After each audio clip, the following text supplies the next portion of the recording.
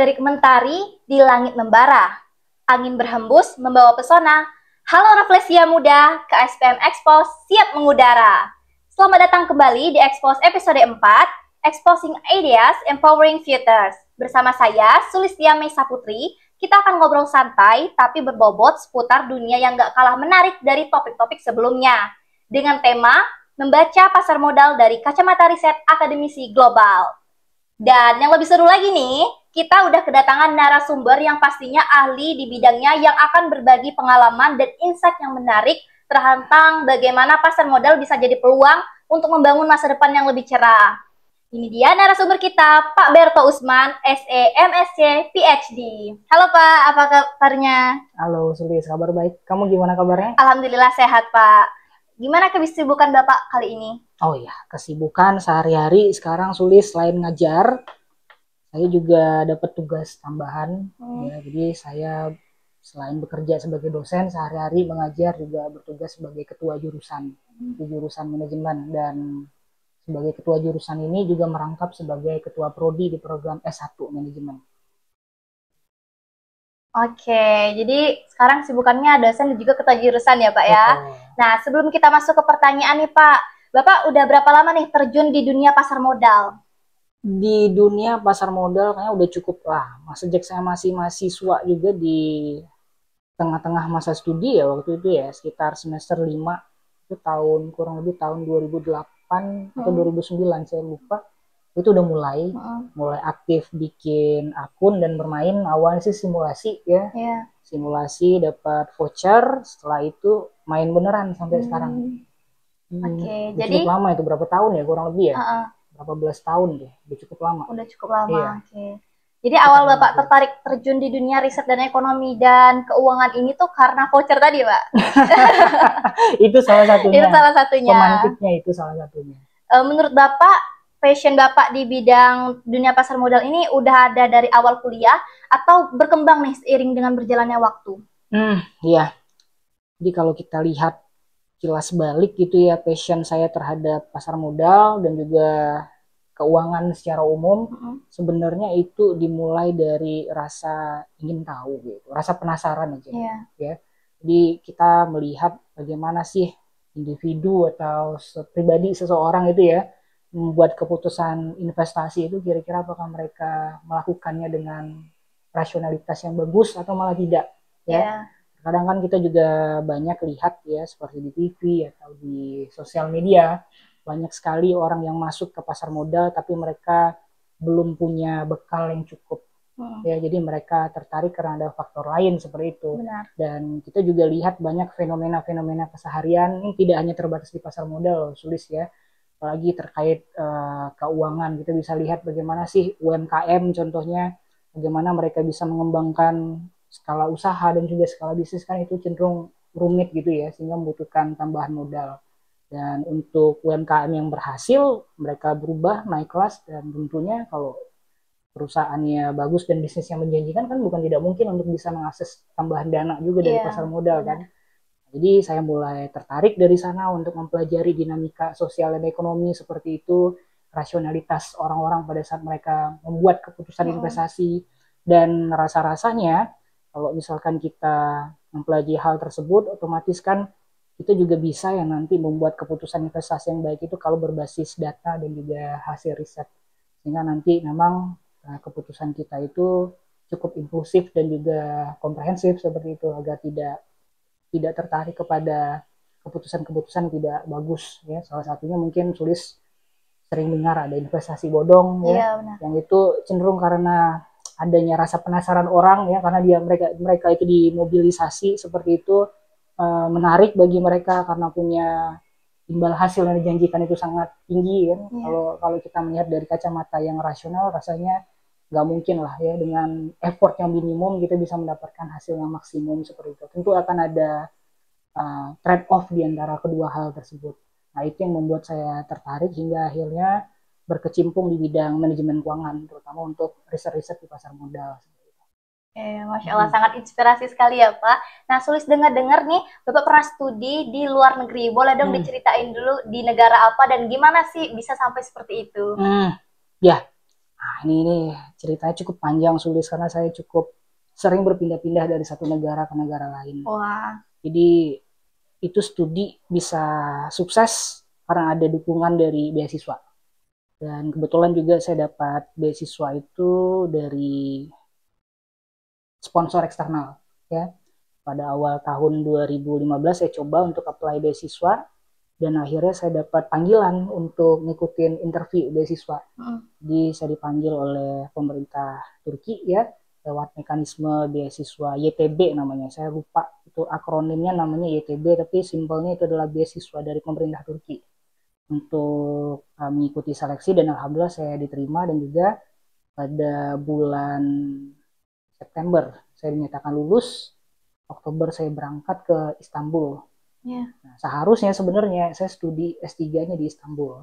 Nah, tapi ada beberapa persyaratan khusus yang diminta oleh para sponsor beasiswa bahwa untuk bisa diakui dan diterima masuk dalam program PhD di universitas-universitas di Turki, kita harus punya sertifikat bahasa dengan level minimum itu C1.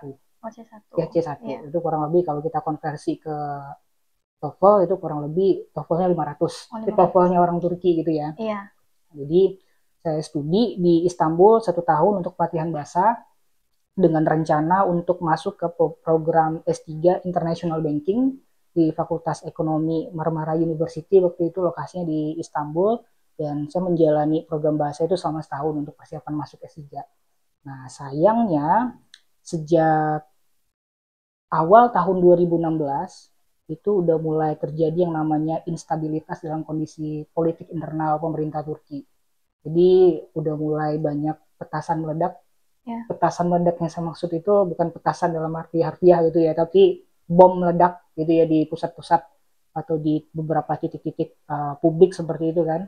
Nah, itu yang membuat saya menjadi kurang nyaman waktu itu dan orang tua juga khawatir. Akhirnya saya mencoba untuk mencari beasiswa dan dapatlah beberapa informasi bahwa pemerintah Italia membuka beasiswa untuk program S3. Akhirnya saya apply, saya ikut interview di bulan Juni waktu itu 2016 pada saat summer break gitu ya. Saya pulang dari Istanbul ke Indonesia, saya apply dan akhirnya saya diterima di Italia. Di Italia di kota Padova namanya. Kebetulan saya studi di University of Padua nama kampusnya. Itu salah satu kampus yang cukup tua karena didirikan tahun 1222. Kalau kalian tahu Galileo Galilei, dia foundernya kampus tersebut. Kalau pernah dengar Nicholas Copernicus, William Harvey gitu ya, nah, mereka studinya di sana waktu masih aktif. Nah, akhirnya saya lanjut di Italia, setelah itu saya pindah ke Inggris. Saya pindah ke Inggris 1 tahun, fokus untuk melakukan penelitian disertasi yang juga punya irisan erat dengan pasar modal. Jadi saya ngambil S3 itu fokusnya adalah accounting and finance. Nah, jadi kurang lebih seperti itu. Ceritanya sulit, saya bisa sampai sekolah di luar negeri. Oke, banyak sekali ya Pak dari Indonesia, kita pindah ke Turki, Italia, dan Inggris. Tentunya pengalaman Bapak ini sudah banyak sekali sehingga bisa menjadi ahli pada podcast kita hari ini. Nah, Sulis mau tahu nih Pak, ketika Bapak berkuliah di luar negeri kan Bapak punya teman nih dari berbagai negara. Apakah teman-teman Bapak itu juga terjun nih ke dunia pasar modal? Ya, ini pertanyaan bagus ya. Jadi memang kita kan berkumpul di suatu tempat yang isi itu kebanyakan mahasiswa internasional ya. Begitu saya main ke suatu komunitas, ya tergantung juga komunitasnya apa, ternyata mereka memiliki ketertarikan yang sama dengan kita. Dan kebetulan juga pada saat kita masuk ke dalam komunitas tersebut, mau tidak mau kan kita harus berlebur dengan mereka kan seperti itu. Dan salah satu komunitas yang ada di sana adalah semacam KSPM kita. Jadi mereka punya yang namanya kegiatan ekstrakurikuler untuk para investor baru dan memang ini semacam program yang diinkubasi oleh pasar modal mereka seperti itu. Ini memang kebanyakan diisi oleh anak-anak dari program S1. Nah, kebetulan saya juga pernah diajak oleh teman-teman ke sana, tapi karena kami fokusnya lebih kepada riset, jadi kami tidak melakukan banyak aktivitas untuk terkait aktivitas investasi simulasi seperti itu ya. Jadi memang kami kebanyakan tuh melakukan riset di lab. Labnya itu jangan dipikir seperti lab yang kita temui pada saat kita belajar ilmu hard science enggak. Tapi labnya itu kebanyakan isinya ya komputer juga dan juga software-software yang kira-kira itu bisa menunjang kebutuhan kita untuk melakukan riset, terutama untuk riset-riset di bidang keuangan dan akuntansi. Dan ya banyak juga saya ketemu banyak teman-teman postdoc, teman-teman PhD yang fokusnya ke pasar modal, dan mereka lebih tertarik untuk meneliti kira-kira bagaimana mekanisme harga itu terbentuk, ya aset pricing itu seperti apa pada saat mereka mencapai titik equilibrium, ya pada saat terjadi supply dan demand di pasar modal. Nah, memang banyak sih ya aktivitas-aktivitas seperti itu. Banyak sekali aktivitas juganya dengan individu yang berbeda-beda. Individu berbeda. Iya. Bagaimana Bapak menanggapi perbedaan karakteristik pasar modal di masing-masing negara dibandingkan dengan di Indonesia?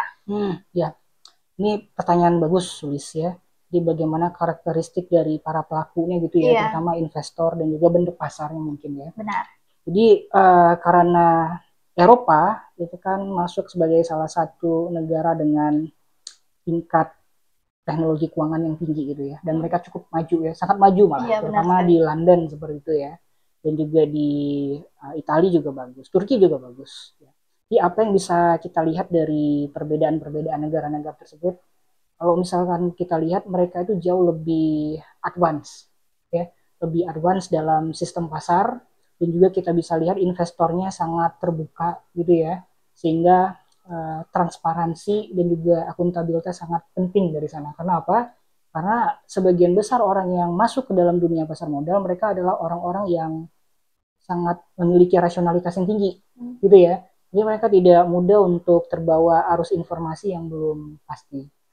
Sayangnya di kita, di pasar modal negara berkembang seperti Indonesia, seperti Thailand, seperti itu ya, kita cenderung melakukan investasi itu dengan belum terlalu mengedepankan asas rasionalitas, ya, sehingga lebih mudah kebanyakan, apalagi investor-investor pemula ya, untuk di Indonesia misalnya, terutama investor retail atau investor individual yang terbawa arus informasi dengan mudah. Karena apa? Karena misal adanya dorongan dari social influencer seperti itu, atau ada juga situasi pasar yang mungkin membuat mereka masuk, padahal situasi kondisi memang sengaja diciptakan seperti kondisi untuk saham-saham yang sedang digoreng, dan itu kadang membuat kita terutama investor-investor pemula ini ya, mereka belum bisa mengidentifikasi hal-hal seperti itu, sehingga rasionalitasnya belum terlalu dikedepankan dan cenderung mengikuti apa yang terjadi yang terjadi di dalam pasar, ya, mudah terbawa seperti itu. Nah, itu mungkin yang membedakan antara kondisi pasar dan juga karakteristik investor kita di dalam negeri, terutama negara dengan ekonomi berkembang, dibandingkan dengan negara-negara di Eropa yang secara ekonomi pasar modal sudah jauh lebih baik dan advance. Oke, dalam bidang rasionalitas ya Pak ya. Betul. Oke, nanti kita akan bahas lagi ini sedikit. Sulis pernah dengar nih kalau Bapak tuh banyak mempublikasikan jurnal penelitian ilmiah, buku, dan masih banyak lagi. Oh, nggak banyak. Ada beberapa. Nah, dari yang sudah Bapak tulis, apakah ada satu karya tulis yang paling berkesan bagi Bapak dan Bapak merasa, oh ini benar-benar mempresentasikan pemikiran dan arah yang saya mau gitu? Iya, ada sih beberapa ya. Jadi kebetulan sejak beberapa tahun ini, Sulis, setelah saya lulus S3, saya itu menaruh besar sekali perhatian kepada penelitian di bidang ESG.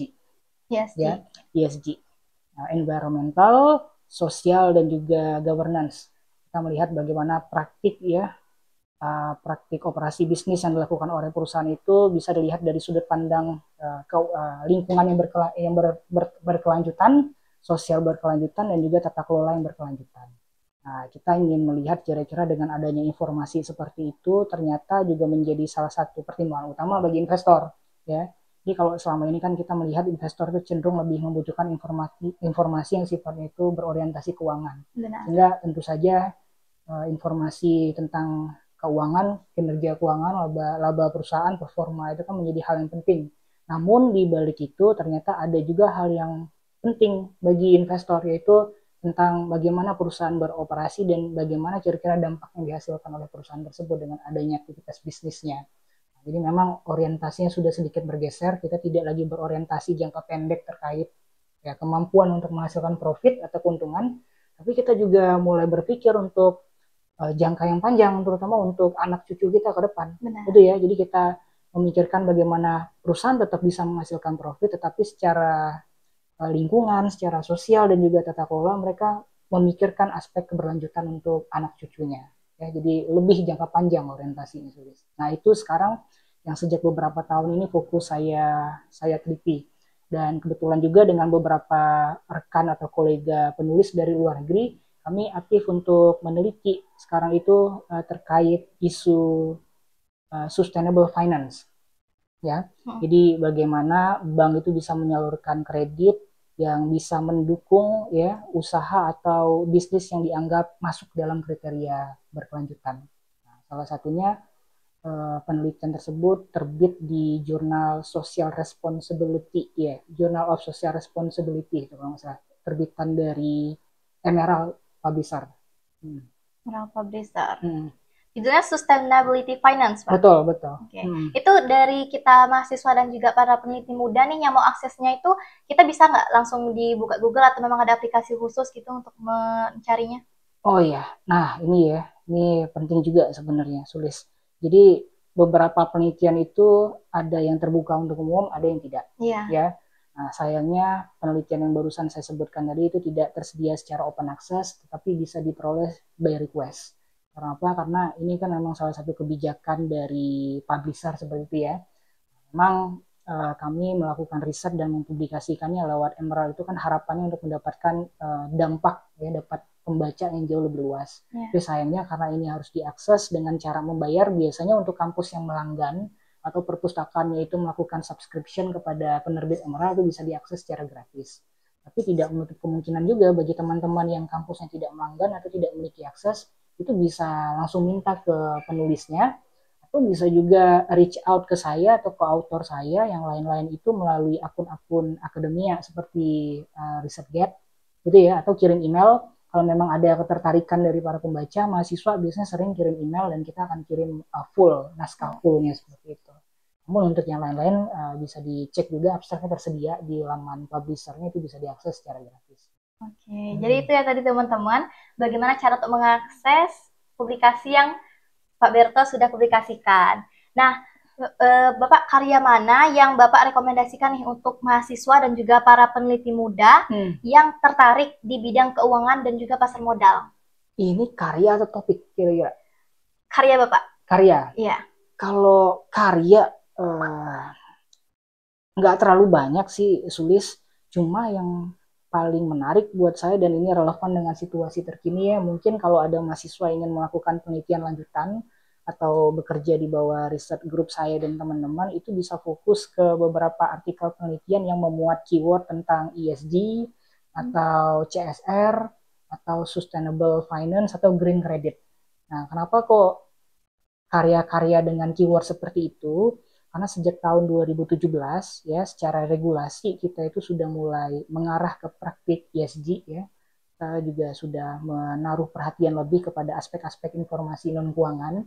Jadi kebetulan Otoritas Jasa Keuangan itu pada tahun 2017 menerbitkan semacam regulasi ya dalam bentuk peraturan OJK nomor 51 tahun 2017 yang mewajibkan sekarang perusahaan-perusahaan yang go publik atau melantai di Bursa Efek Indonesia untuk secara reguler itu mempublikasikan laporan informasi non keuangannya dalam bentuk laporan keberlanjutan.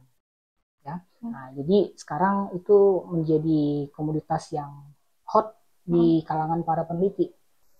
Oke, itu dia teman-teman, bisa mencari karya-karya yang memuat topik-topik dengan ESG dan juga CSR dan masih banyak lagi. Nah, kalau untuk topik-topik untuk pemula nih Pak, yang mau baru terjun ke bidang keuangan dan pasar modal, kira-kira apa aja nih? Untuk teman-teman yang kira-kira itu baru akan terjun ke pasar modal atau ingin melakukan riset kecil-kecilan, tentu saja topik-topik investasi dan juga literasi keuangan itu penting. Ya. Karena apa? Karena tanpa literasi yang bagus, tanpa kita memiliki inklusivitas terhadap sistem keuangan, ya, tentu saja artinya kita kan, apalagi kalau kita berniat untuk berinvestasi di pasar modal, tanpa memiliki literasi keuangan yang bagus dan tanpa mengetahui medan, tentu saja kita akan masuk ke medan perang tanpa membawa senjata kan, seperti itu kan.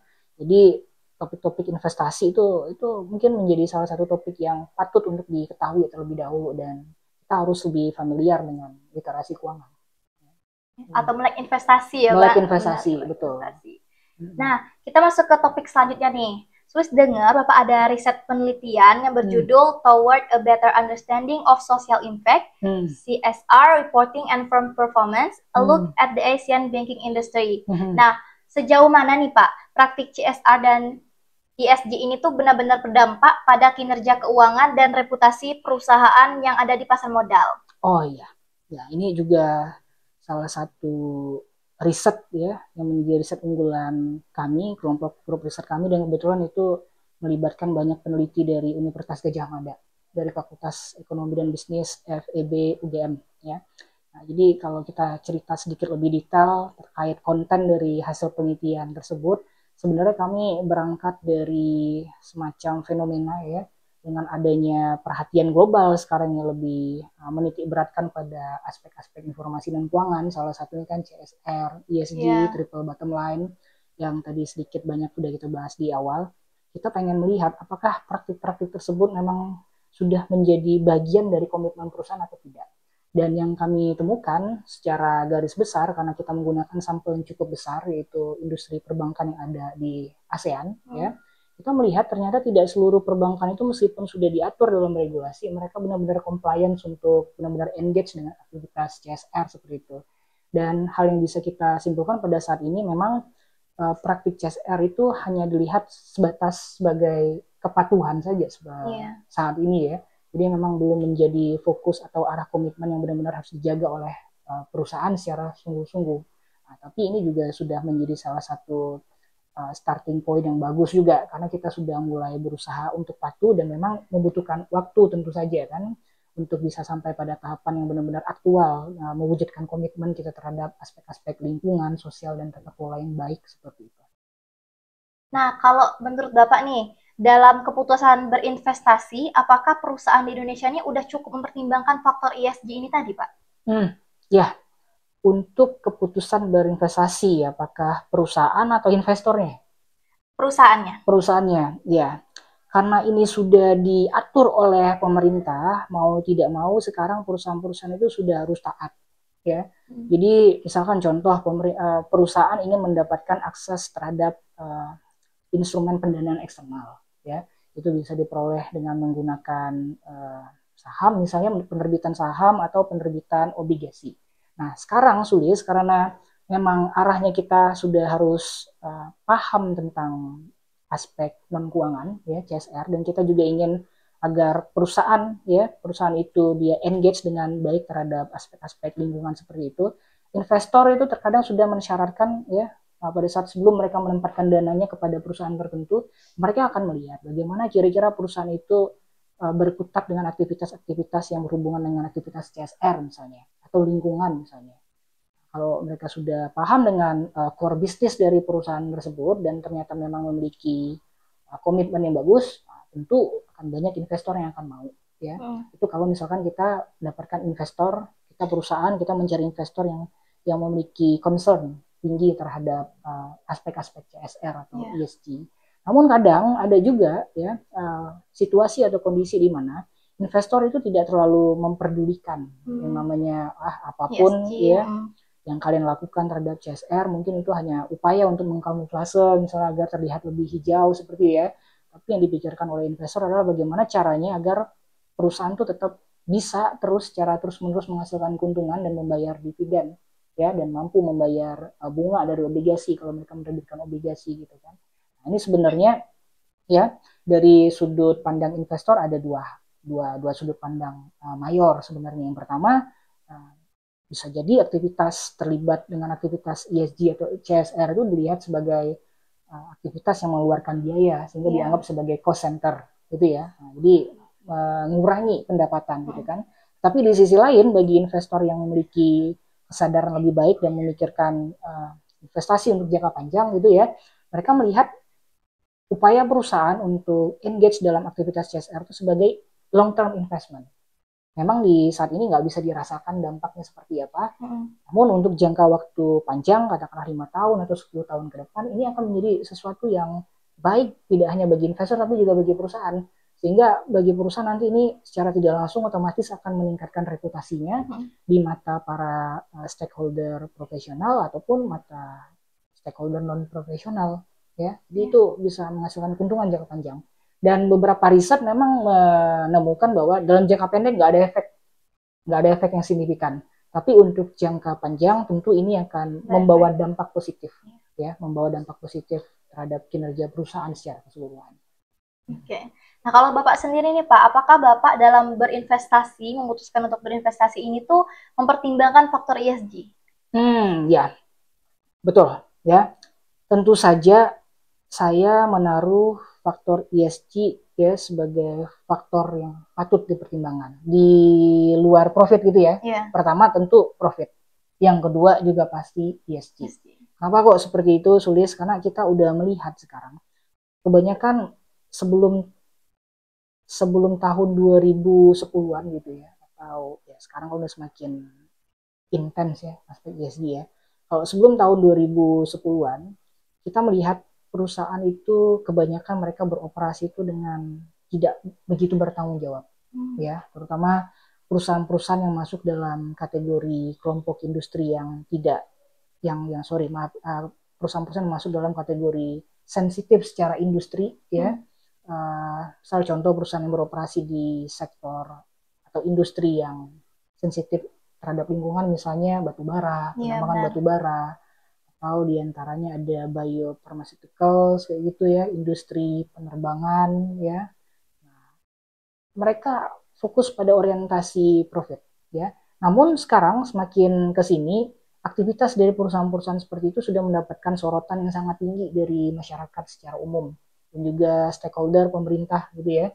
Sehingga muncul banyak upaya-upaya yang dilakukan oleh pemerintah, tidak hanya pemerintah kita di Indonesia secara nasional, tapi juga pemerintah secara global ya. Kalau pernah dengar ada PBB mengeluarkan tujuan pembangunan berkelanjutan ya, SDGs, Sustainable Development Goal gitu ya. Dan beberapa pertemuan penting pejabat di level internasional membahas banyak hal tentang pemanasan iklim global ya. Jadi mau tidak mau dengan adanya kondisi seperti itu juga memaksa tidak hanya perusahaan untuk compliance, tapi juga mengedukasi dan berusaha untuk menyadarkan kita para investor bahwa orientasi profit itu penting, tetapi yang paling penting lagi bagaimana agar perusahaan itu bisa menghasilkan profit secara lebih bertanggung jawab. Dengan cara apa? Dengan cara tidak merusak lingkungan, ya, dengan cara tidak mengeksploitasi perempuan, mengeksploitasi anak-anak, ya, dengan cara melakukan tata kelola perusahaan yang baik, ya, yang akuntabel, transparan, bertanggung jawab, dan segala sesuatu praktik-praktik good corporate governance yang itu baik seperti itu. Oke, jadi itu ya teman-teman. Jadi selain profit, pertimbangkan juga dari faktor ESG-nya untuk keberlangsungan kita di masa depan. Nah, ada nih penelitian Bapak juga yang Sulis dengar dan pernah baca dengan judulnya The Role of Female Executives in Capital Structure Decision.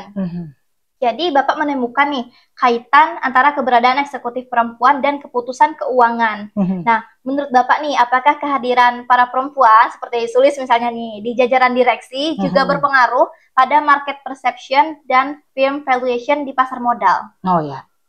Ini penelitian yang saya lakukan dengan teman-teman peneliti dari Fakultas Ekonomi Universitas Jakarta, ya. Dan kebetulan ini publish di jurnal kelolaan penerbit Emerald juga, itu nama jurnal kalau nggak salah, Corporate Governance kalau nggak salah, ya Corporate Governance.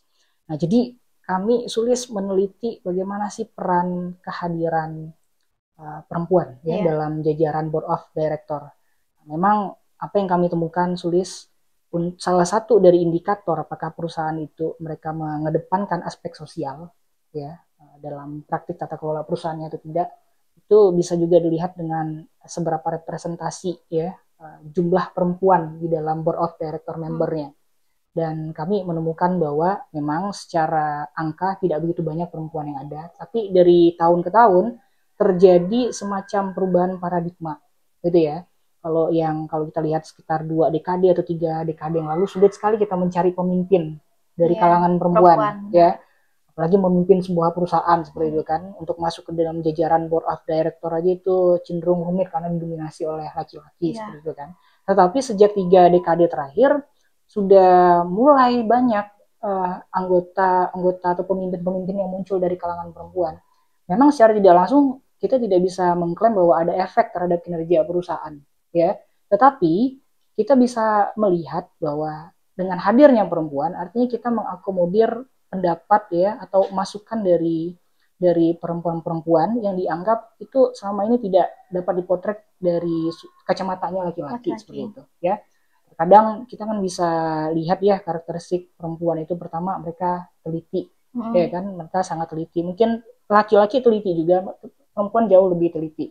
Selain itu masukan perempuan itu kadang banyak juga yang out of the box seperti itu, dan kita bisa lihat juga perempuan ternyata lebih care ya, mereka care terhadap isu-isu lingkungan.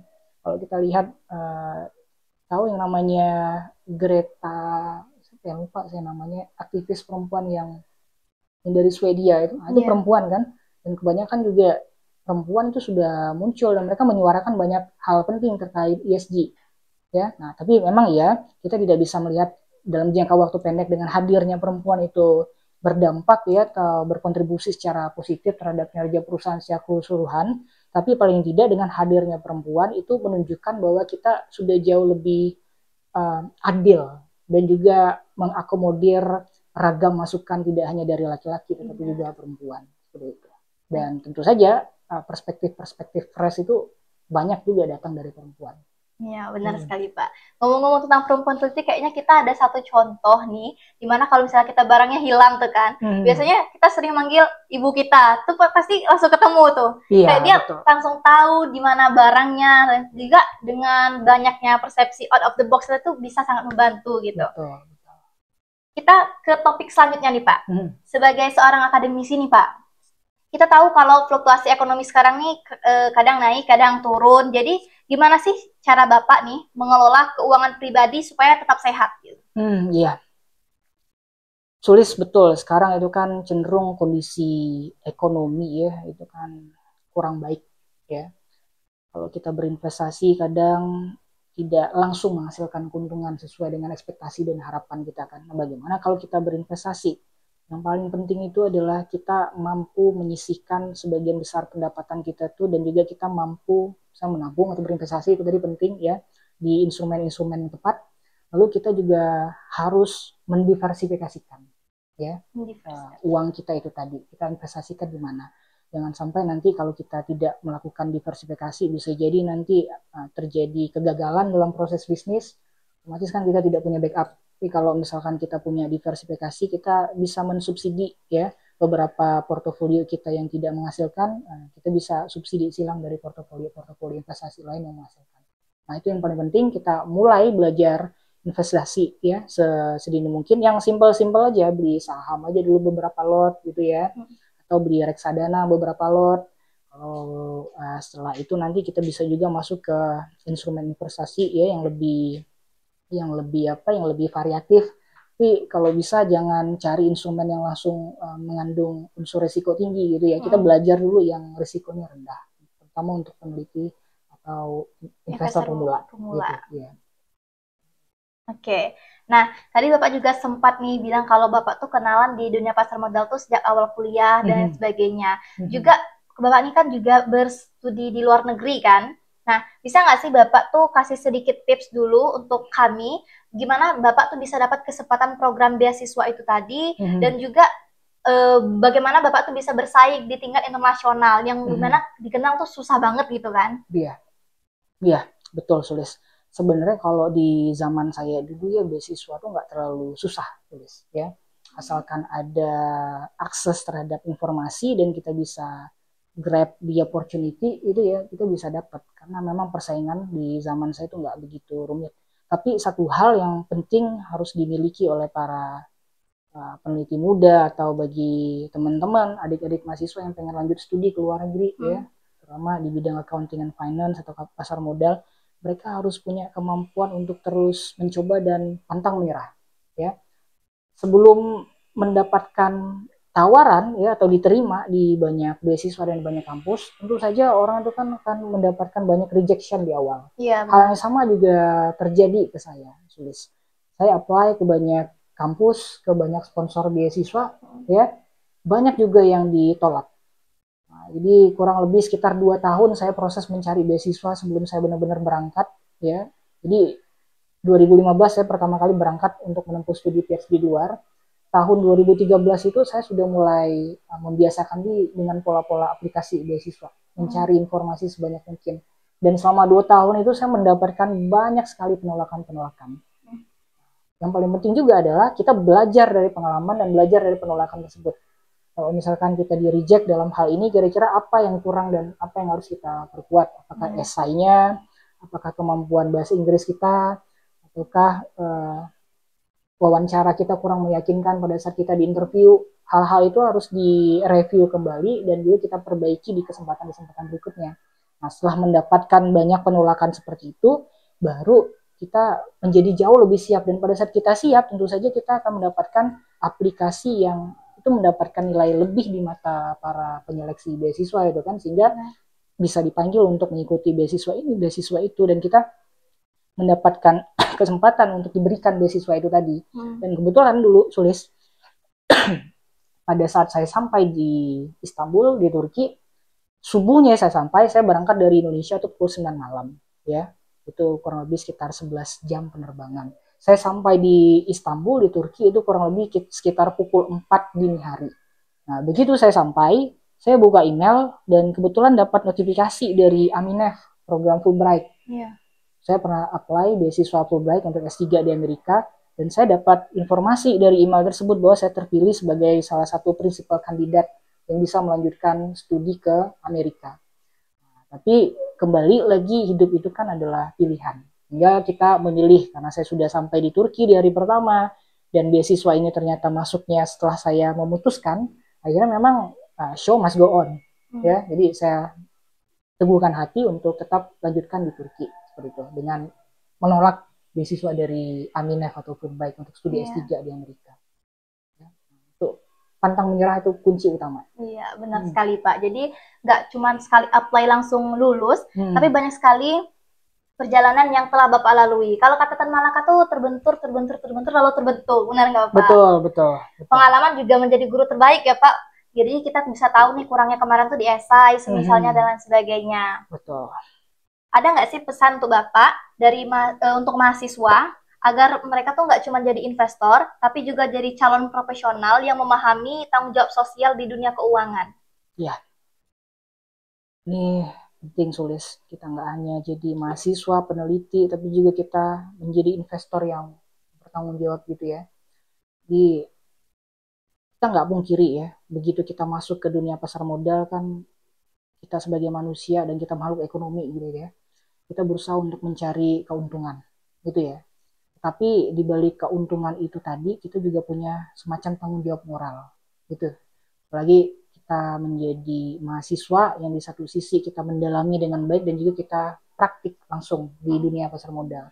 Di samping kita mencari keuntungan, kita juga harus memberikan semacam kontribusi ya, memberikan semacam kontribusi kembali ke komunitas kita atau secara sosial. Nah, jadi memang penting ya kita berinvestasi, mencari keuntungan dari sana, tapi yang paling penting juga di balik itu, kita melakukan aktivitas investasi itu secara bertanggung jawab juga.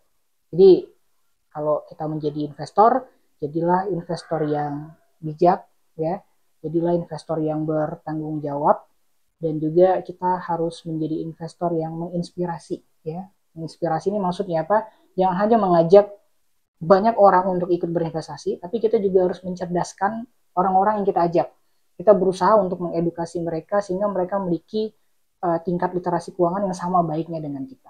Memang di satu sisi kita mencari keuntungan, tetapi ini juga menjadi kewajiban kita sebagai, kalau kita mahasiswa ya, atau kita sebagai pengajar, saya sebagai dosen, selain mencari keuntungan, kita juga berusaha untuk mengedukasi agar literasi keuangan masyarakat menjadi semakin tinggi, sehingga kita tiba pada kondisi tidak lagi tertinggal dibandingkan dengan pasar modal yang ada di negara-negara maju. Nah, seperti itu kurang lebih. Oke, baik. Itu tadi ya teman-teman, topik-topik kita hari ini. Mungkin sebelum kita masuk ke sesi selanjutnya, kita boleh minum dulu nih Pak. Oh iya, makasih. Supaya lebih santai ya, karena kita selanjutnya akan mini game setelah ini. Oh, game ya. Nah, sambil jelasin ya Pak. Ya. Jadi kita akan mini games, kita akan bermain yes or no. Jadi Sulis akan memberikan 5 pertanyaan, kebiasaan investor. Nah, menurut Bapak akan memilih ya atau tidak nih? Okay. Mungkin boleh nih. Oke. Oh, ini toolsnya ya? Iya. Okay. Kita langsung aja nih ke pertanyaan yang pertama. Yes or no? Lebih memilih mendapatkan keuntungan cepat daripada investasi jangka panjang. 3, 2, 1.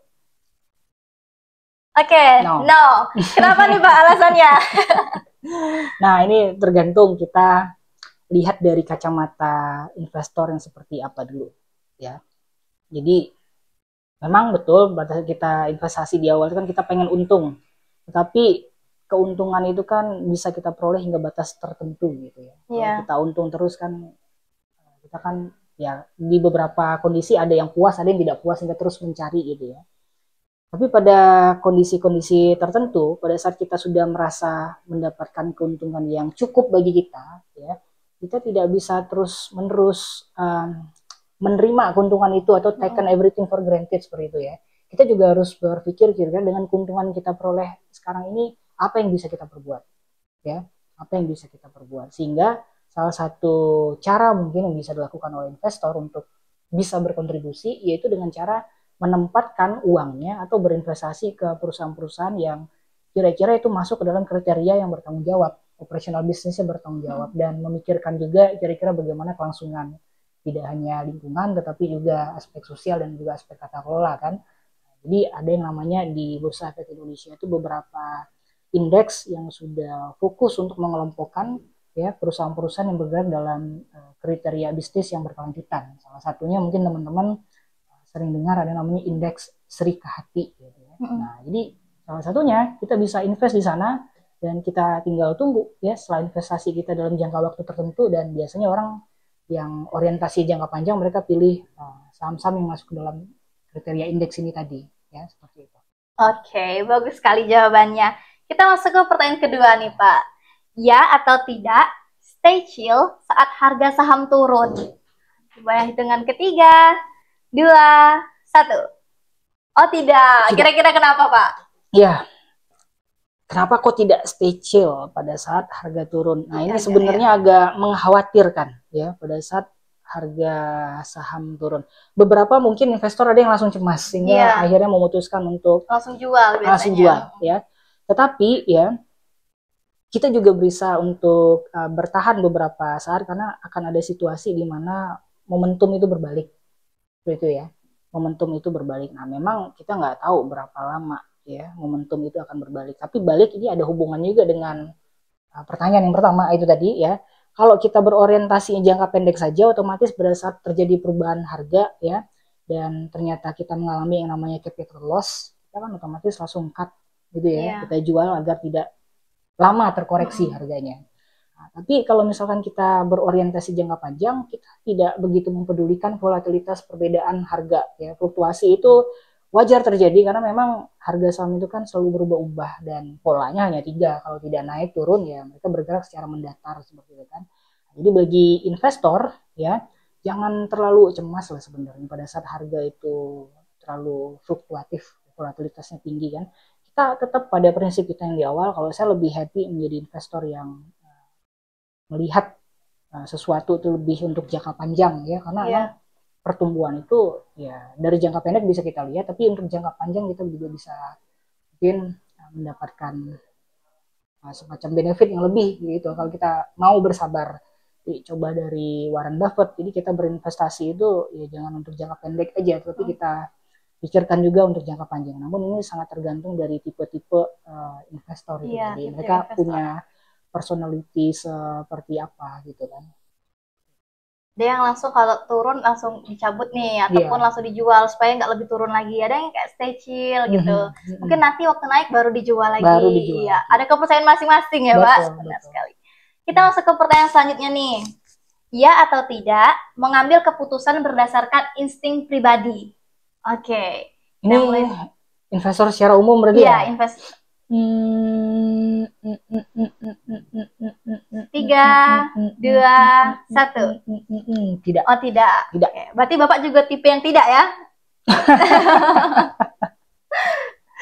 Aduh, kalau saya melihat investor ya, secara umum apalagi di Indonesia ada semacam kontribusi dari influencer.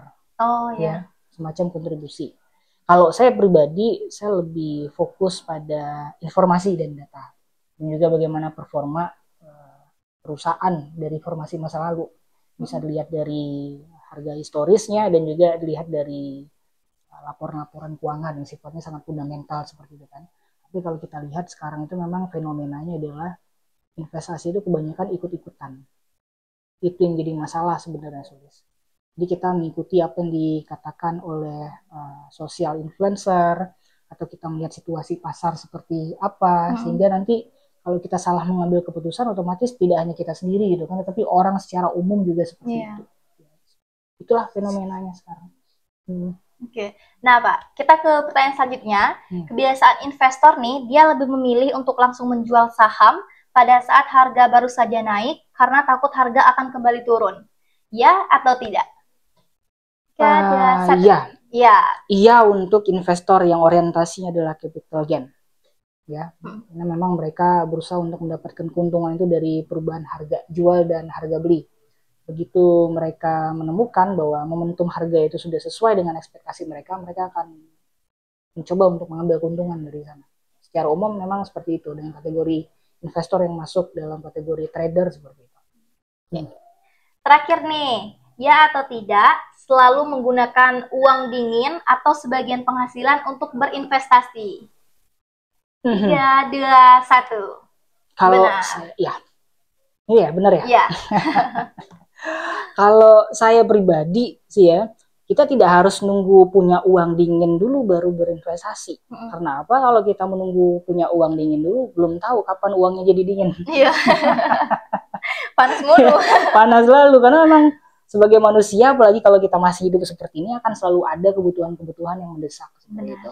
Jadi begitu kita mendapatkan income dalam bentuk gaji atau insentif atau bonus dari kantor, sebisa mungkin kita alokasikan ya untuk ditabung atau untuk diinvestasikan. Tapi saya lebih merekomendasikan untuk diinvestasikan daripada ditabung, seperti itu ya. Dan nanti memang tidak langsung bisa kita rasakan manfaat dari investasi itu, tetapi untuk beberapa periode waktu ke depan ya, apalagi kalau kita misalkan menempatkan uang kita ke instrumen investasi yang liquid, maka kita akan bisa mendapatkan manfaat dari sana. Saran saya kalau ibu-ibu ya kalau suka ya beli emas, ya kalau bapak-bapak kalau suka bisa beli saham atau obligasi, dan kalau tidak punya skill khusus atau mungkin pemahamannya masih terbatas untuk dunia investasi, bisa beli produk investasi yang dikelola secara independen oleh manajer investasi ya, kita tinggal beli reksadana. Reksadana, benar sekali. Oke, dari sekian yang udah kita bahas nih Pak, dari awal sampai akhir, boleh dong kasih pesan penutup atau closing statement untuk SPM Expos hari ini?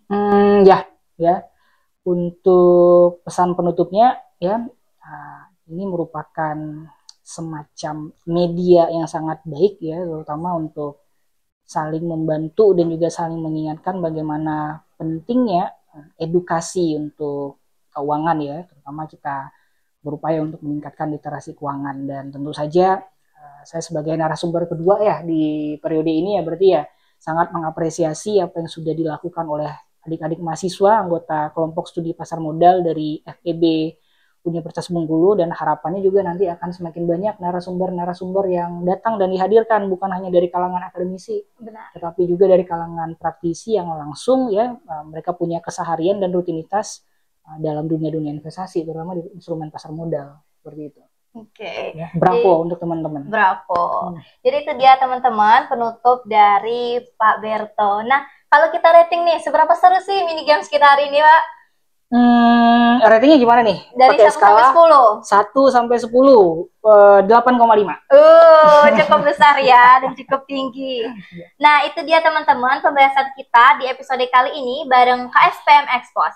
Semoga insight yang kita bahas hari ini bisa nambah pengetahuan kita tentang dunia pasar modal dan investasi. Jangan lupa buat follow dan share KSPM Expos ke teman-teman kamu supaya makin banyak yang melek investasi. See you on the next episode of KSPM Expos. Dadah! Bye-bye.